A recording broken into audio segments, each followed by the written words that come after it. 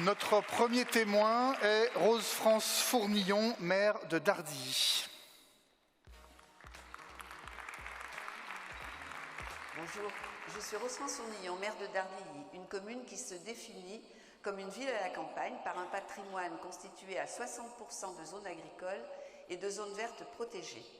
Depuis des années, nous sommes engagés dans la transition écologique et nous avons fait du développement durable la pierre angulaire de nos politiques.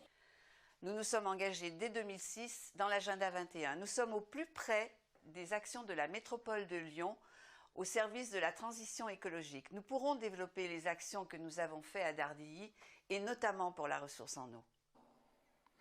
Alors, bonjour Rose-France Fournillon. Bonjour. Merci. On parle beaucoup de Dardilly cet après-midi. Hein, c'est agréable. Je comprends. Quels constats vous ont amené à développer à Dardilly une politique de préservation de la ressource en eau? Alors d'abord, un constat général d'abord. Il faut savoir que la Terre ne nous procure que 2,5% d'eau douce, dont seulement 1% sous forme liquide, utilisable par l'homme. Donc c'est un premier constat. Et le second constat, c'est ce qu'on vient d'évoquer là dans la vidéo, effectivement les sécheresses de plus en plus fréquentes et qui sont d'ailleurs confirmées par des arrêtés préfectoraux de plus en plus nombreux, qui nous arrivent de plus en plus tôt.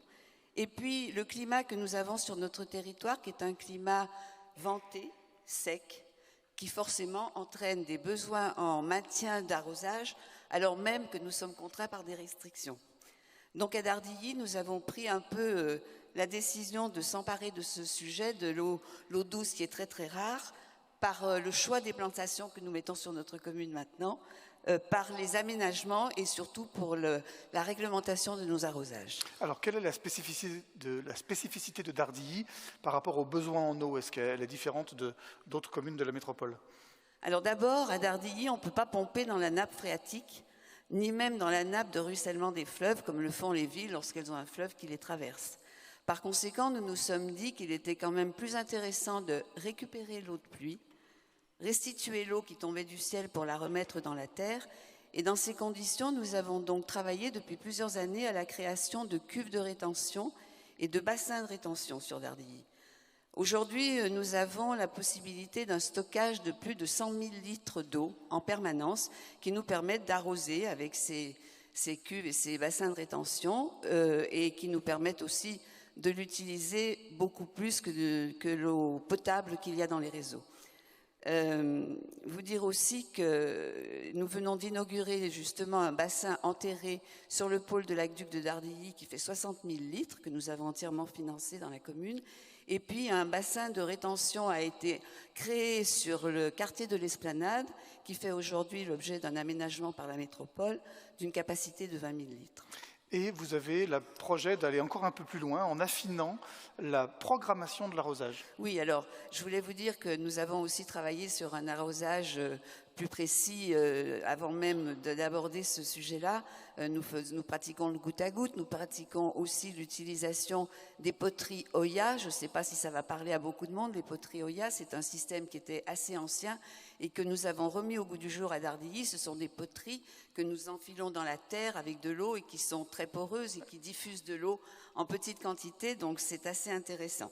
Voilà, alors oui, nous allons aller plus loin à Dardilly parce que nous avons inscrit au budget une somme importante pour installer ce qu'on appelle un arrosage connecté. C'est possible aujourd'hui.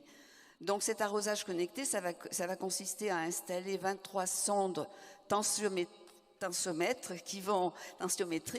qui vont être installées sur les programmateurs d'arrosage, ce qui va beaucoup simplifier le contrôle de l'arrosage, puisque sur un simple smartphone, on pourra réguler l'arrosage directement en fonction du vent, en fonction des précipitations, en fonction de la qualité du sol. Donc ça va être très optimum. Et par contre, c'est un investissement qui est assez lourd pour une commune, c'est de l'ordre de 20 000 €, mais nous en attendons beaucoup de cet investissement puisque nous comptons sur la première année économiser à peu près 30% d'eau Et puis, surtout, c'est une économie aussi en termes de ressources humaines, parce que les agents qui étaient au plus près quand même de contrôler ces arrosages via le contrôle des consommations d'eau, via les bilans annuels que nous faisions en essayant chaque année d'améliorer encore la consommation, eh bien, ces agents-là n'auront plus besoin d'être aussi présents, ils pourront gagner du temps pour d'autres tâches. Et puis, je dirais que c'est tout simplement le coût environnemental que nous devons payer pour la préservation de l'eau. Pour terminer, l'intérêt c'est de savoir qu'est-ce que vous arrosez, et là vous avez radicalement changé votre méthode de sélection d'espèces. Tout à fait, et depuis plusieurs années d'ailleurs. Nous avons fait le choix de faire des plantations, des végétaux très peu consommateurs d'eau, locaux, dans la mesure du possible, y compris au niveau des arbres. Alors, les arbres qui sont plantés en priorité à Dardilly sont des arbres peu consommateurs. Je ne peux pas vous les citer, ou alors je prenne mon portable pour vous citer le nom de ces arbres. Si vous avez 2 minutes, je peux vous les dire. J'ai pas 2 minutes, Il s'agit de chênes à feuilles, de châtaigniers, de pistachiers, d'érables de Tartarie, de cédrelles de Chine, d'arbres à miel, de micocouliers. Voilà, c'est ce type d'arbre qui est très peu consommateur. Mais nous avons été plus loin, puisqu'en 2012, nous avons installé sur Dardilly, nous avons conçu et réalisé un arboretum qui présente 23 essences très faibles d'arbres, très faibles consommateurs d'eau, que les habitants et les visiteurs peuvent venir visiter, regarder, avoir un rendu de ce que sont ces arbres-là. C'est à la fois le moyen pour les gens de venir se balader sur cet arboretum, et c'est à la fois ludique et pédagogique, et les écoles ne manquent pas d'amener les élèves pour leur montrer l'importance donc d'avoir des arbres peu consommateurs, et également inciter les élèves à réfléchir au cycle de l'eau.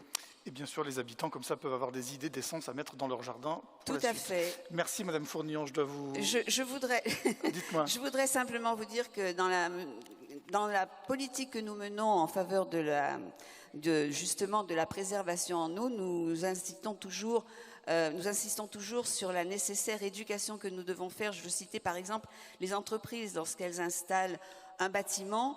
Nous sollicitons dans les permis de construire qu'ils fassent leur parking en sous-sol pour éviter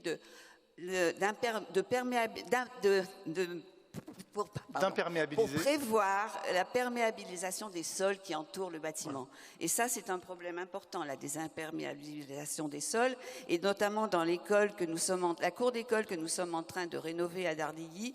Ce point-là est fortement abordé, puisqu'il y a une cuve de 5000 litres sous l'école qui va permettre justement de récupérer les eaux et qui va permettre aux élèves d'arroser le beau jardin potager immense qui est dans leur école. Ça fait partie aussi de l'éducation. Merci. Merci beaucoup, Rose France Fournillon.